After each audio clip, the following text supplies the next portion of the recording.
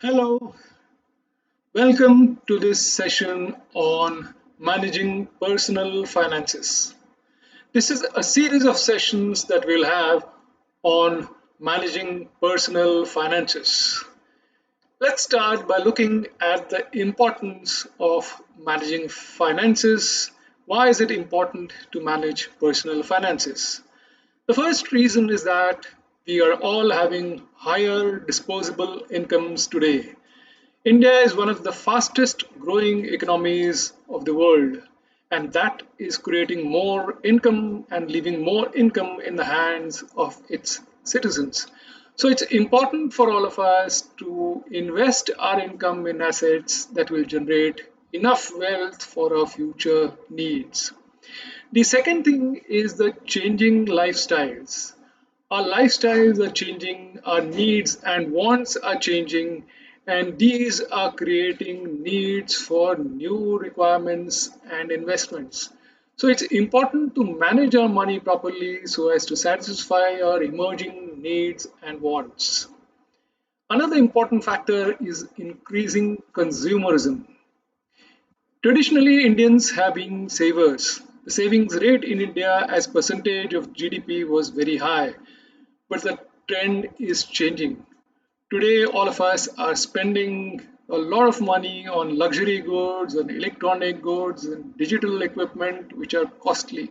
So, it's important that we manage our funds, create enough resources and surplus to be able to meet those expenses for very costly items that we all want today. An important factor that we must also consider is the increasing life expectancy.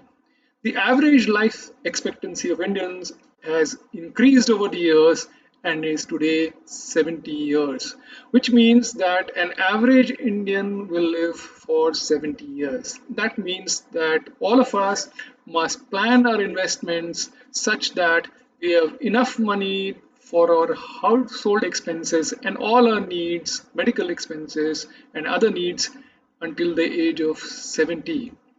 Another trend is the extended retirement phase.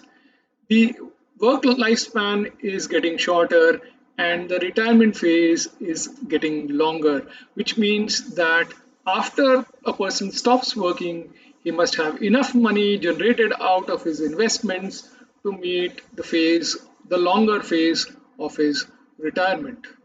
An important factor influencing personal finances is the higher incidence of critical illnesses. We are seeing more critical illnesses. So, while on the one hand, the life expectancy is going up, on the other hand, critical illnesses are increasing in the population. India is set to be the diabetes capital of the world, and that will expose us to more risks of heart attacks, strokes, cancer, paralysis, and other critical ailments. So, it is important for everybody to have a good health insurance policy to cover the risk of such possible illnesses which come at very high cost. So, illnesses are going up, and the cost of medical treatment is also increasing exponentially. And finally, an important reason for taking a close look at our personal finances is because of inflation. Inflation means there is a continuous rise in the prices of commodities and goods and services that we all buy and avail of. So that is pushing up the cost, it is pushing up our expenditure, and therefore it's important for us to manage our finances prudently and judiciously.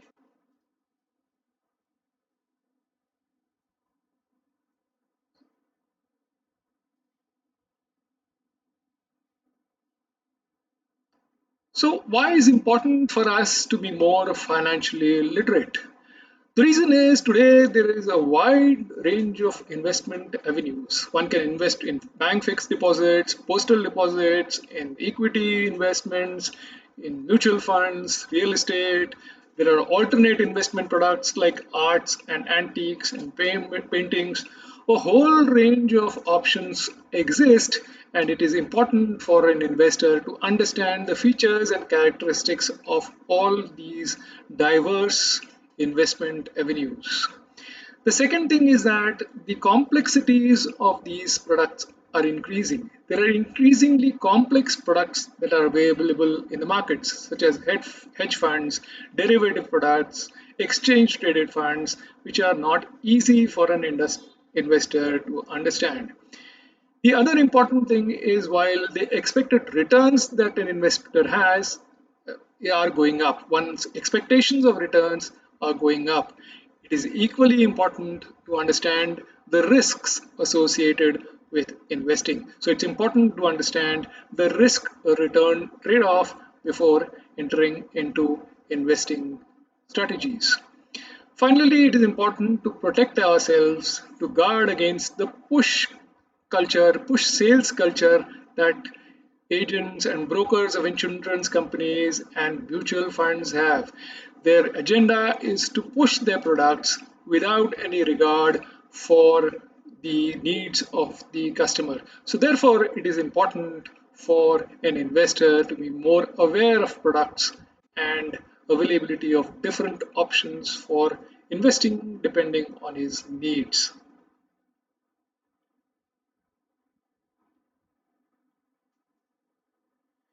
Now, the products that most common people understand are fixed deposits and public provident funds. These give assured returns, they are fixed returns. But the trend that we see of late is that the returns on these investments are falling. The interest rates on FDs and PPFs are declining.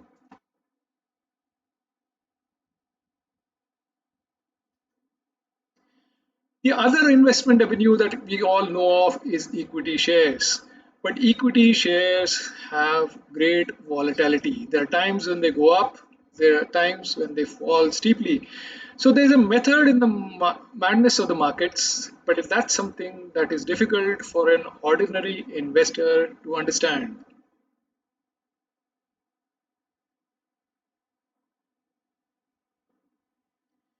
At the same time, as we saw earlier, inflation is rising. The prices of goods and commodities are rising.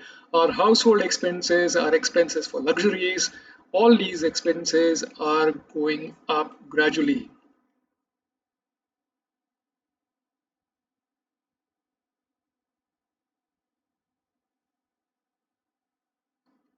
So, therefore, there's a need for proper financial planning and for managing one's finances very judiciously.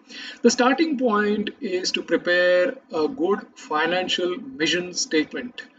A financial mission statement is a document one should have ready before starting the process of investing. So, what does a good financial mission statement look like?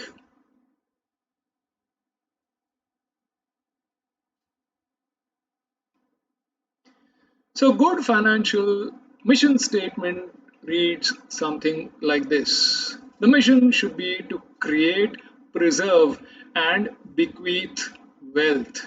The objective of everybody should be to create wealth, wealth creation. And while creating wealth, it's also important to preserve wealth. And finally, after having created wealth in one's lifetime, it's important to pass it on to our children, to the next generation, and bequeath the wealth that we have earned in our lifetime. So, wealth creation requires investment planning. Preservation of wealth can be done through proper insurance planning.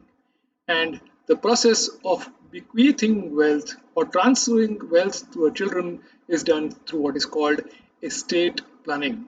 So, these are the three important elements of our financial mission statement, which is to create, preserve, and bequeath wealth.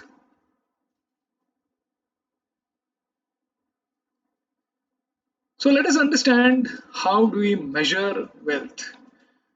Wealth is nothing but our net worth. And how do we calculate our net worth? We look at two things, our assets and our liabilities. What are our assets? Assets are all things that we own.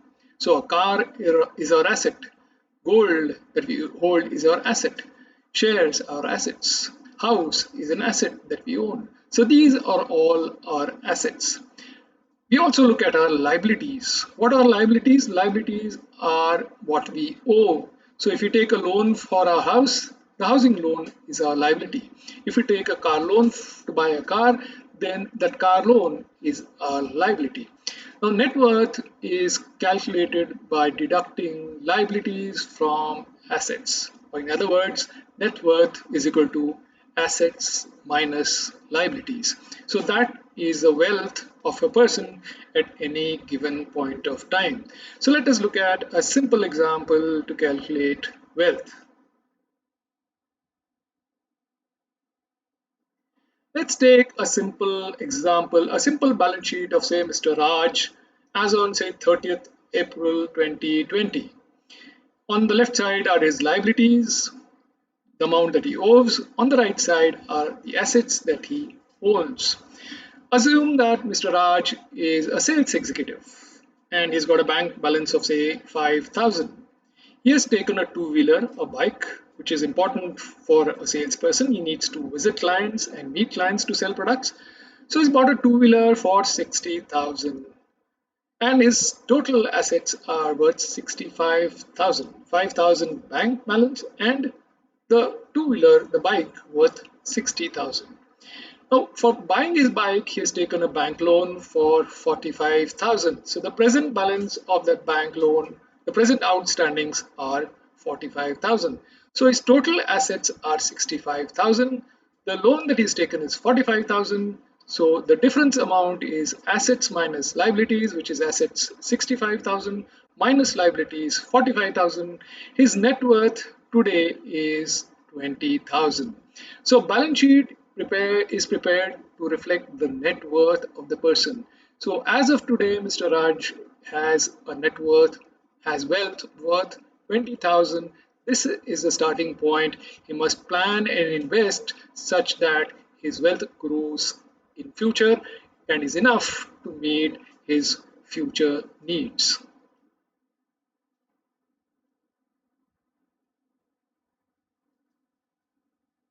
Now, how do we create wealth? Let us see a simple process of creating wealth. The first step in the process of creating wealth is savings. Savings is income minus expenditure. So, this is the starting point of wealth creation.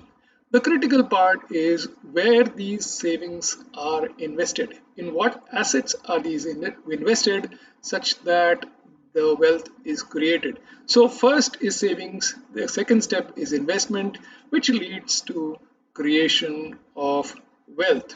So, this was our introductory session on managing personal finances. We have seen how to write a good financial mission statement. We saw how wealth can be calculated taking a simple example, and we saw a simple process for creating wealth. In the next session, we'll learn more on managing personal finances. Thank you for watching this session.